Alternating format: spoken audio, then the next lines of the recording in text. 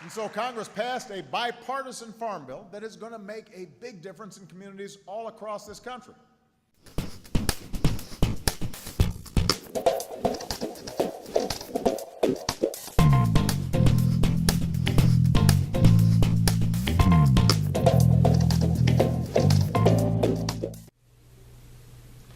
Yes, folks, that was the president talking about Congress working together. Now, ladies and gentlemen, the big news this week has been the Farm Bill. Now, just in case you don't know how this bill works it's an annual bill that has a lot of stuff in for farmers. There's some social programs in there. But I want to talk about this for a moment.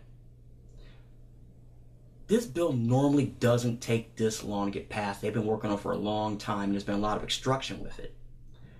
But here's my personal opinion on it. This is one of the few bills in Congress that you can put it out there on the House floor on a Monday morning at 8 a.m. and be on the president's desk by Friday at 4 o'clock. This bill can move that fast if they really wanted to do it. Now, ladies and gentlemen, instead of me explaining to you on this bill, there's two parts of the president's speech on Friday that I want to speak about. Now let's look at the first part. Now, despite its name, the Farm Bill is not just about helping farmers. Secretary Vilsack calls it a jobs bill, an innovation bill, an infrastructure bill, a research bill, a conservation bill. It's like a Swiss Army knife.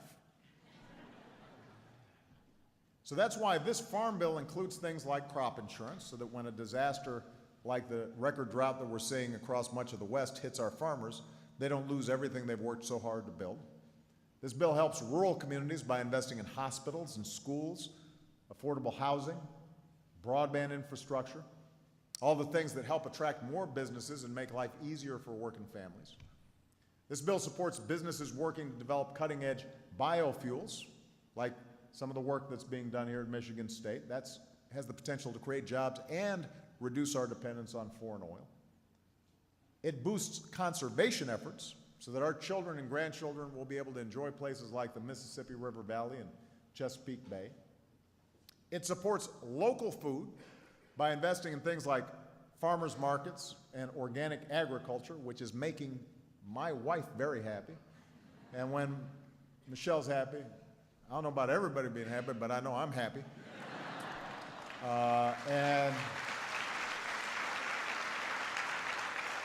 And so it's giving smaller producers, local producers, folks like Ben, the opportunity to sell more of their products directly without a bunch of processing and distributors and middlemen that make it harder for them to achieve. And it means that people are going to have healthier diets, which is in turn going to reduce incidence of childhood obesity and keep us healthier, which saves us all money.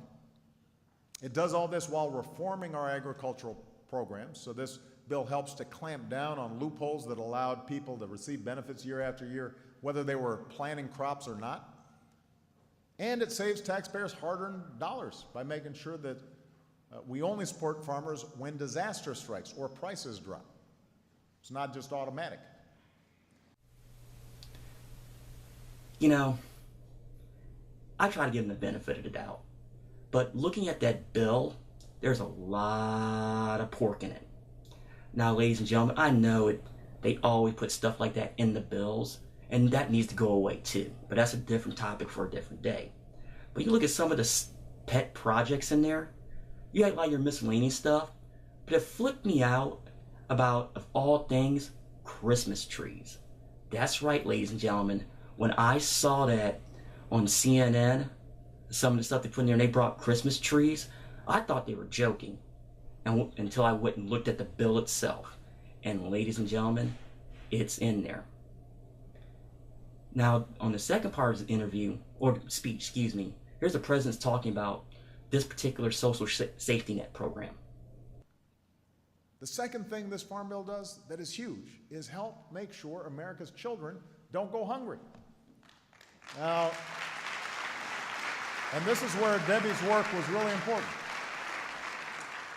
One study shows that more than half of all Americans will experience poverty at some point during their adult lives. Now, For most folks, that's when you're young and you're eating ramen all the time. But for a lot of families, it's, a crisis hits, you lose your job, somebody gets sick, strains on your budget.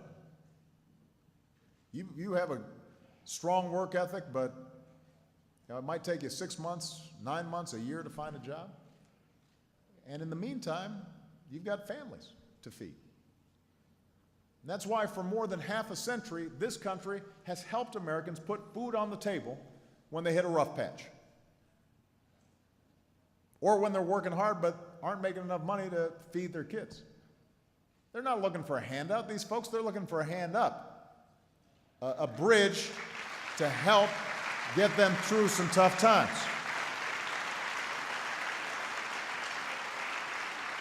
And we sure don't believe that children should be punished when parents are having a tough time.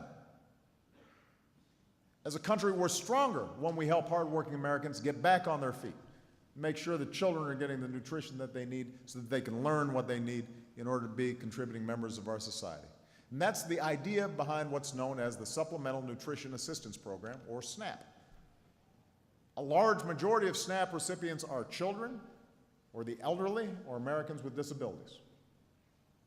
A lot of others are hardworking Americans who need just a little help feeding their families while they look for a job or they're trying to find a better one. Okay, folks, I'm going to say this. With food stamps, or in SNAP, or you want prefer to call it, yes, it's $4 billion over 10 years. Yeah, it's $400 million a year.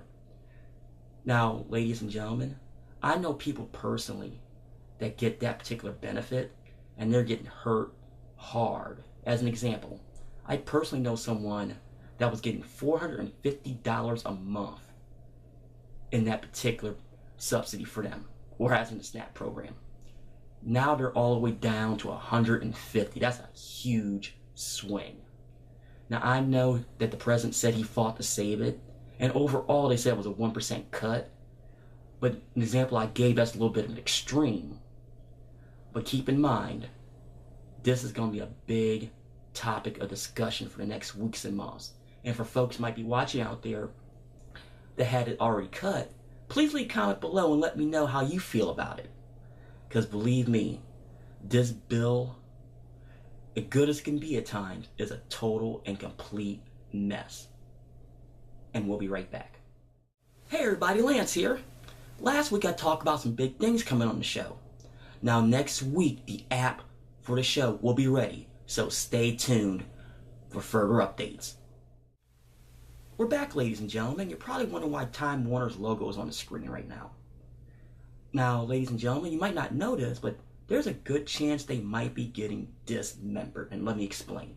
For about a year now, Charter Communications has been looking to buy them out.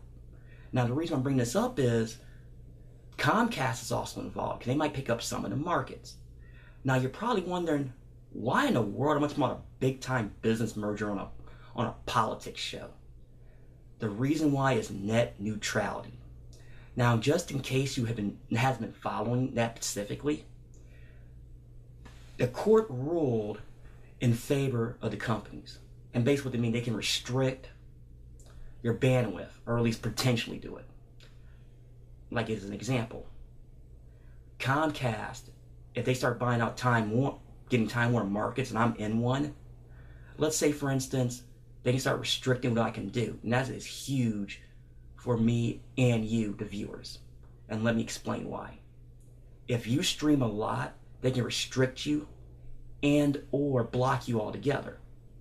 So somebody like me who has a Roku player that watch a lot of streaming online, they can slow me down or block me. Now there's issues now with Verizon apparently, with people with Netflix. Now if you have that issue with Verizon, please let me know. That'd be interesting to find out. And also, it's not just internet companies, it's cell phone companies. As an example, let's say for instance, I want to watch something in my Samsung Galaxy, and I stream a lot. They can restrict me or block me altogether. Now, you might be saying, how is that going to affect me? Well, how about you if you're a video gamer?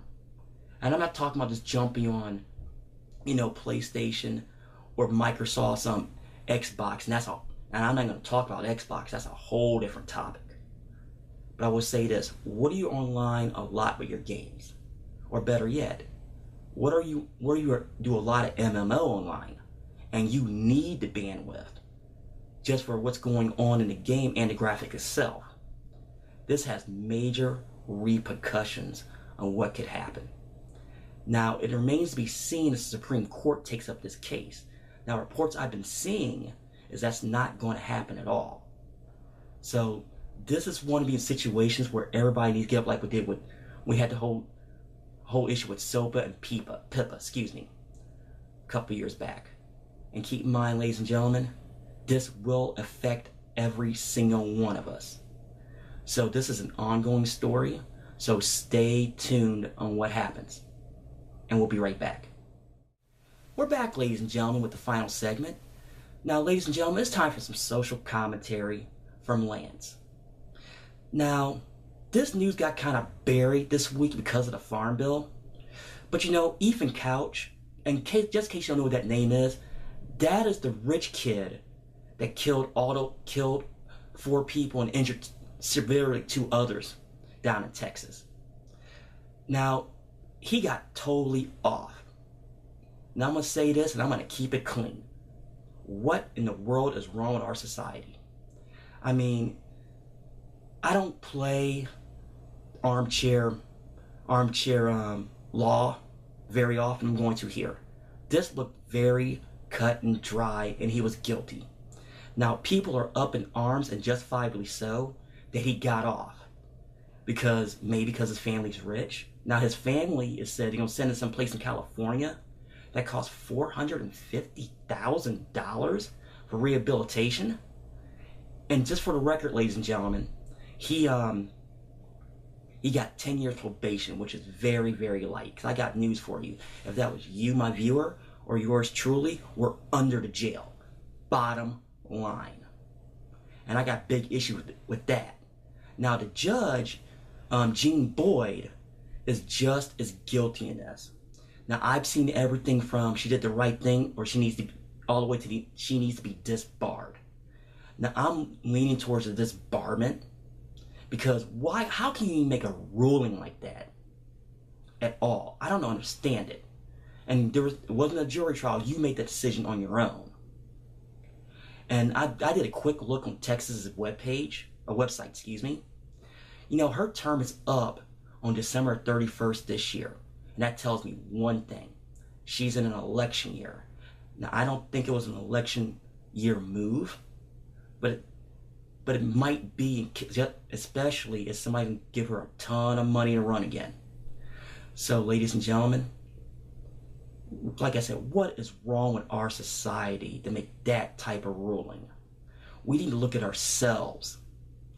I'm thinking, okay, is the rule of law actually the rule of law? Now, ladies and gentlemen, I'll end the show today with a quickie update.